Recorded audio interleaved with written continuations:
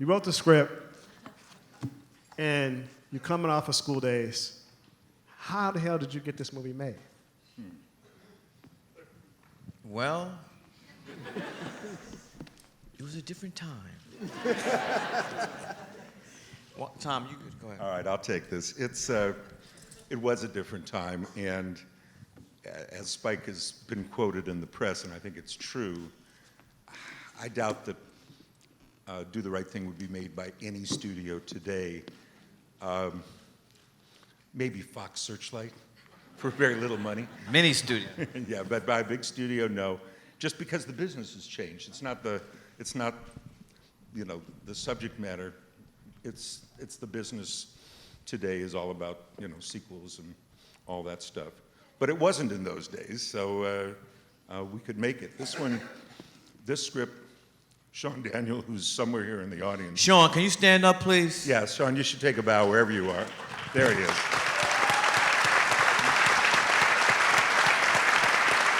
Tell his title, Tom. Tell his title. Is Sam Kidd here? Sam? Yep, is he here? Is Sam here? Oh. All right. Sean, when I was chairman of Universal, Sean was president of production. I had not seen School Days, but I had seen She's Gotta Have It, and I thought it was a remarkable movie. But Sean came to me and said, I think we can get Spike's new script. And I said, what's it about? He said, it's about race. I said, okay, let's read it. And we read it. And, it's powerful. And it was it an easy call? No, but it was really good. And, the deal that we made with Spike hadn't had the best experience on School Days at Columbia. Yeah. And Dawn Steele. And what he was most concerned about, was no interference by the studio, and that we'd support the movie, with marketing when it came out. And so we made a deal. Basically, it was a really easy deal. I said, okay, you can have $6 million to make this movie. Not a penny more. Of course, he talked me into another $500,000 because he's a very good negotiator. And so it was made for $6.5. And if you do that, it's yours. Make the movie you want to make, and we'll support it. And basically, that's what he did, and that's what we did. And that's how it got made. I think we all knew it was going to be good, and maybe a little controversial, but I don't think any of us knew 25 years later that we'd be sitting here, celebrating it as one of the great movies. And I like to take this moment, because I've said it in the press, but I want to say it in front of you, everybody here.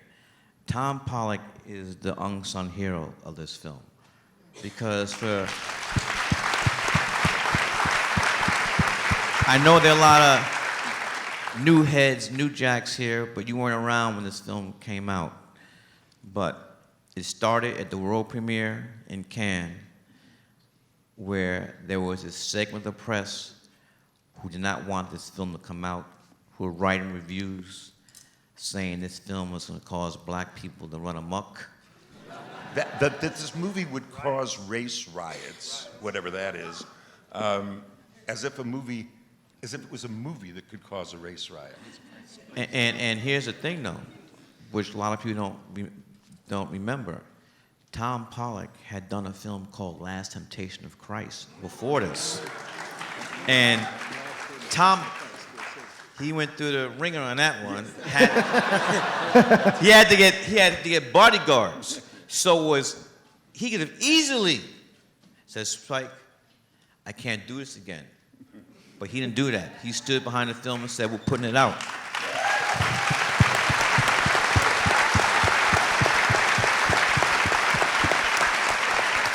Thank you, Spike. Thank you. It's the truth. Appreciate it. It's the truth. It's, in fact, we showed it in Cannes in May.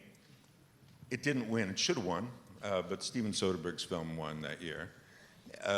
But the press did start writing all these things. So, of course, what did we do?